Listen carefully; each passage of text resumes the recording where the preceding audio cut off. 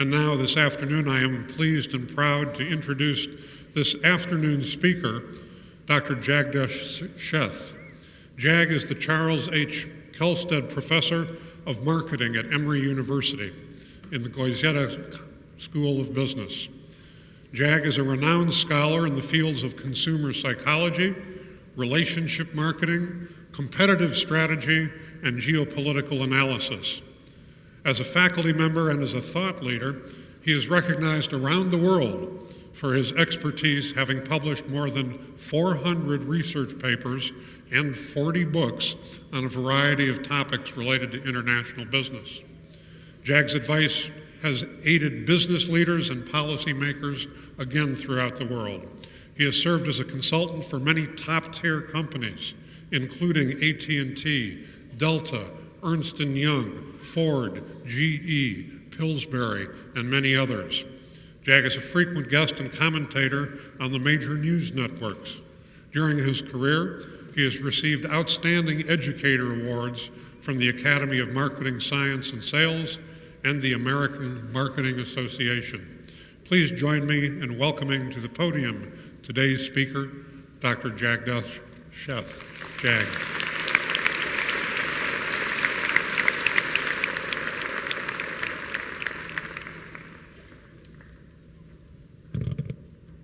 Well, good afternoon. Those of you in the gallery, I want to assure you that I'm standing.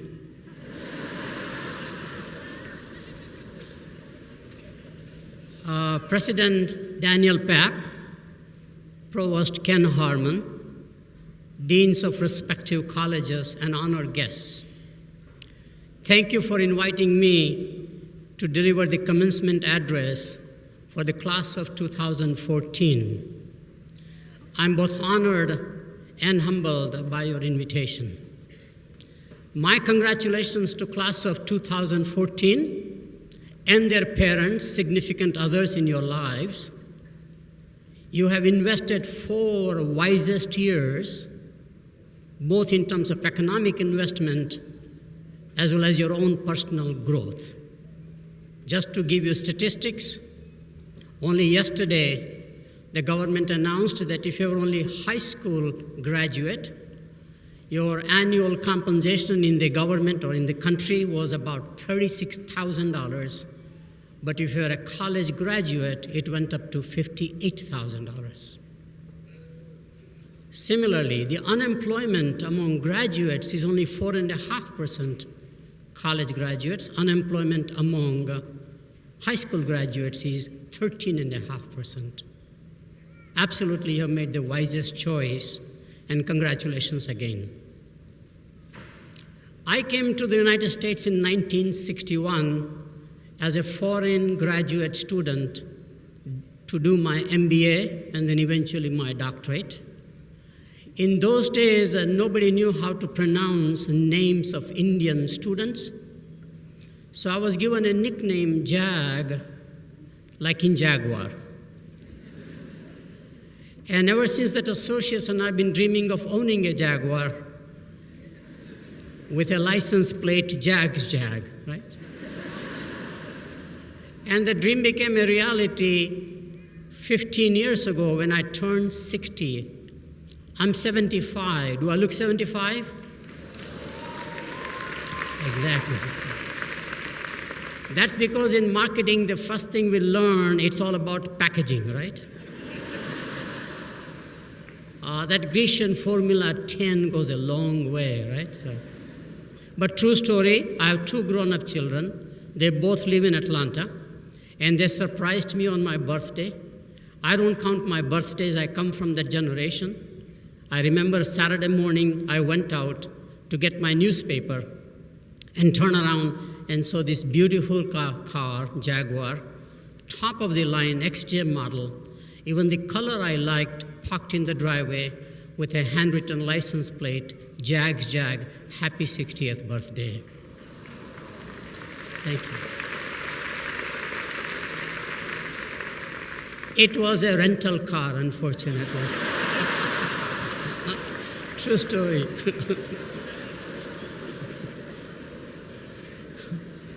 And I do this introduction so you get used to my accent. Do I have an accent?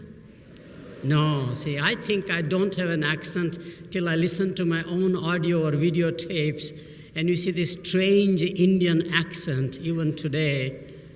But I started teaching 50 years ago, and I remember trying to make a point in the class with a rapid-fire English speaking with a foreign accent, and the student would not understand. So I would rush to the chalkboard, remember blackboard in those days? And try to write the phrase and the words. And one time, one student stood up and said, "Sir, your handwriting also has an accent."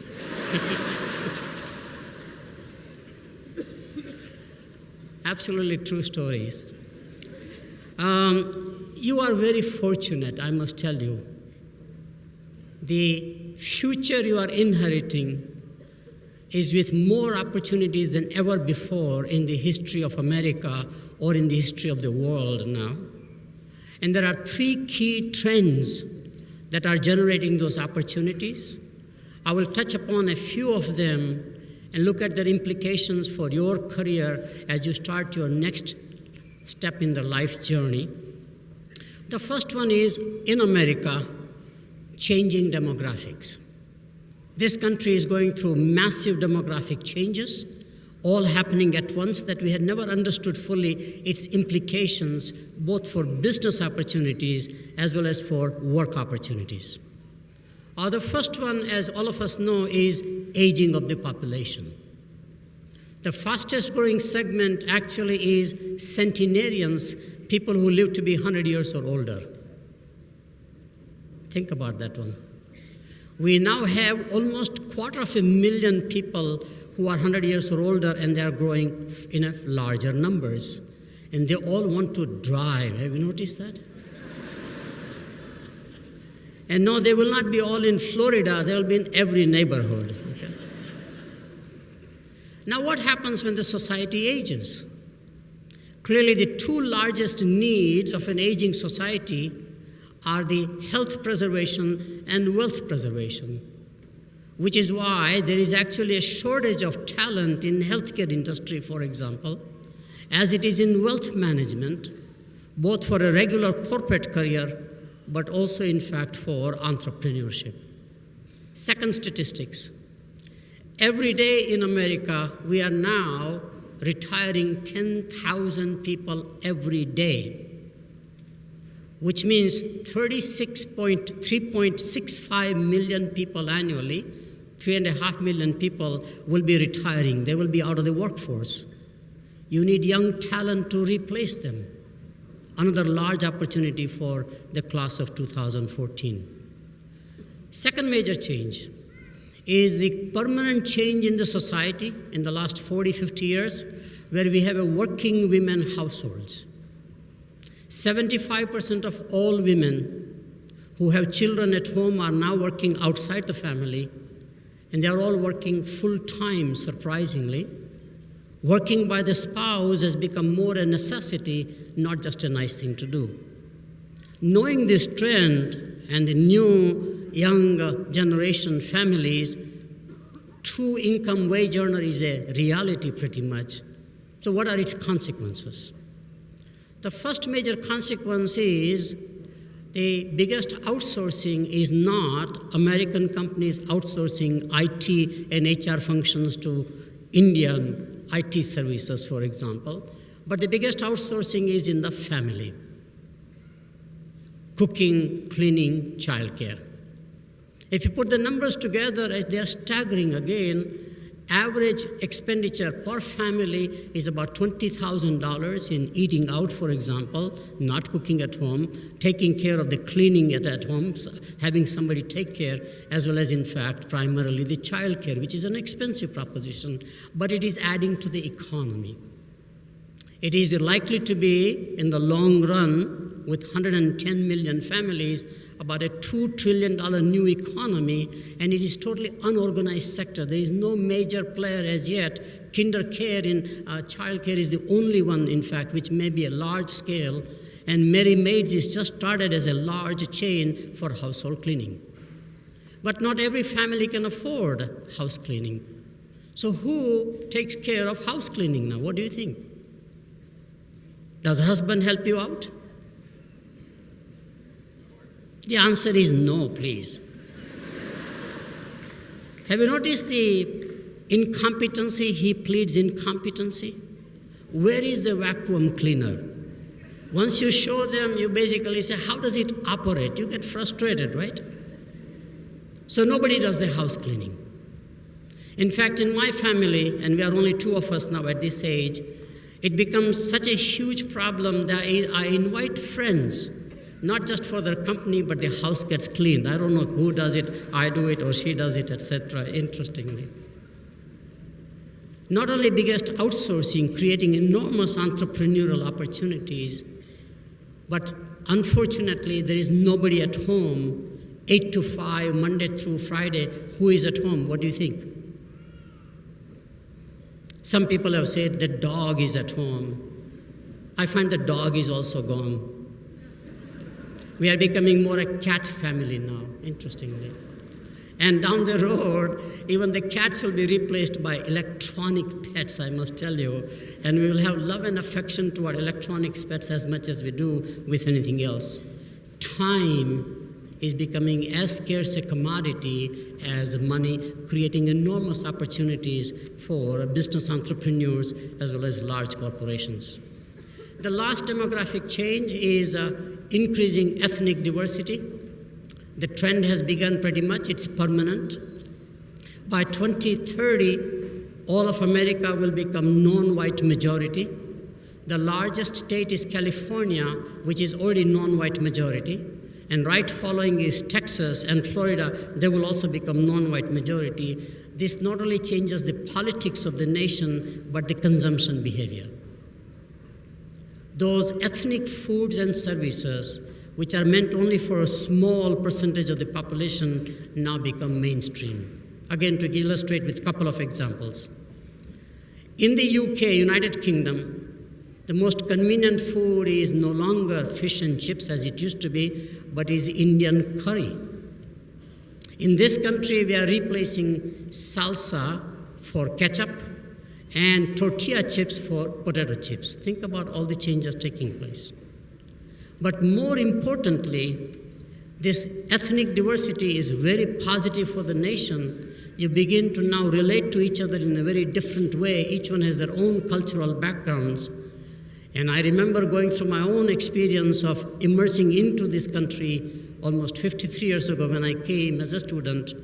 My business school had a rule, we all had to wear a suit, dark suit, white shirt, and a dark tie. I did not have white shirts. I came from India where white shirts get too dirty, so we have color shirts. So I went to a local department store, Kaufman's is the name, and asked the clerk to show me the white shirts. I remember the brand name called Arrow. And I said, what's the price? And the answer was $5. And immediately I said, how about $2.50? I still remember this stunned the face of that sales clerk, because I came from a country where you always negotiate prices. I said, look, my friend has parked his car downstairs in a meter. I don't have much time. $3, take it or leave it. And I finally understood this is a different culture, different background, and I need to understand to relate to that culture and background. Second major trend is really globalization, and especially emergence of emerging economies. China and India alone will be a $10 trillion consumer market by 2020. $6.5 trillion China market, $3.5 trillion of Indian market, and they are the future growth engines for both our economy as well as our corporations. If you analyze the data of, let's say, McDonald's, Starbucks, Coca-Cola, or any product categories, not just in the consumer markets, but also in automobiles, it is all coming as much demand abroad as it is from here. Great export markets for our own economy at the same time. So the time has come when you are likely to work for an American enterprise someplace abroad. You'll have to deal with that cultural diversity upfront. You are likely to work for an emerging country enterprise in America. And they will not be just of European descent. For example, the largest beer company now is a Brazilian company, InBev, which just bought out Anheuser-Busch or Budweiser brand name. Second largest company is a South African beer company, SAB, that bought out the second largest beer company called Miller brand in this country. And those multinationals will come from India, they'll come from China, they will come from all emerging markets. So we need to get used to this cultural diversity and relate to them in a positive way. The last trend, and the one that I think is most important and more interesting, is the typical digital revolution and the rise of the internet. Internet will transform the society more than railroads did many years ago, highways did with the automobile invention, telephone did, television did, but the potential of the internet making impact on the society, we cannot even imagine today. Think the following. There was no Google till year 2000. There was no Facebook, obviously. There was no Twitter, for example. And have you heard the story of a company called WhatsApp? Only 50 employees with 400 million users, all outside the country mostly. And obviously, Facebook has made an offer of $19 billion. So you divide $19 billion or 50 employees, even if they had equal share, each one of them is a billionaire. That's the power of the internet. Entrepreneurship has been never democratized by any technology before, whether they were railroads, automobiles, or telephone, even television, than what the internet is doing. So entrepreneurship is another major opportunity you have, not just a traditional corporation. So what's my advice to you? Here are the few things that I would recommend you do. First one is make sure you engage in social media with your grandparents and great-grandparents as you do with your friends. They have the money, okay? Second, make sure you make friends with strangers.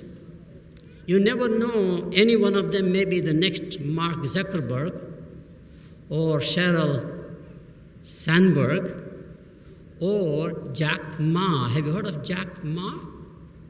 Starting a similar one to what we do in this country, an e-commerce platform, Alibaba, which is more market valuation, almost knocking the doors of Apple and Microsoft in this country. This is a worldwide phenomenon. Third, just as the Army slogan says, be what you can be, what you want to be, so go ahead and do the bungee jump. This is the golden time to be an entrepreneur if you somehow feel like the traditional corporate job is not what you're cut out for.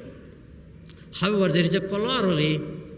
If you do want to make a bungee jump, make sure you continue to have your bedroom in your parents' house.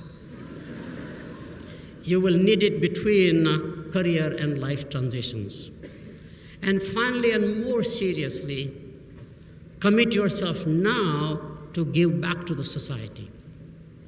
You are a privileged group of people who have been properly nurtured, encouraged by your family, encouraged by your educational teachers, high school as well as college, encouraged by the society in general. You have achieved something that is distinctive, not only from an economic perspective, but from societal perspective. So think about giving back. There is nothing more meaningful or powerful than human capital, human potential. If you take a grain of wheat and make it into a loaf of bread, the value add is only 3 times. The value of the bread compared to wheat is about 3 times. If you take a rough diamond and cut it, polish it, the value add is about 10 times. But if you take a human being, no matter what background they come from, polish them, nurture them, the value add is infinite. And the reason I'm making this point is that I'm one of them.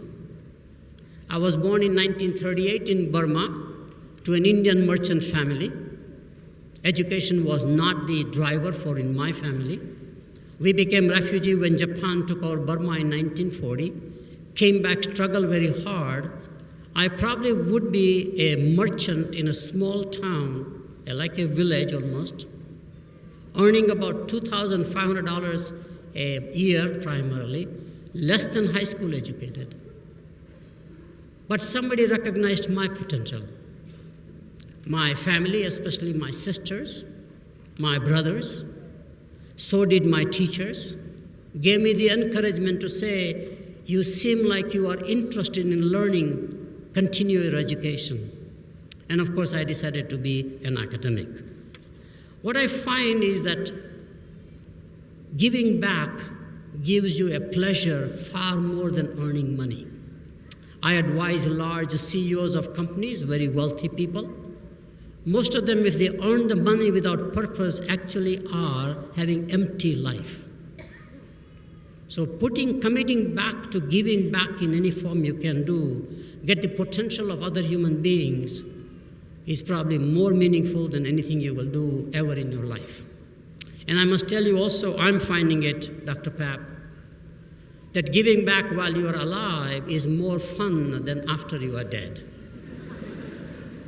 Thank you again, and as the saying says in the Star Wars movie, may the force be with you. Congratulations again. Thank you.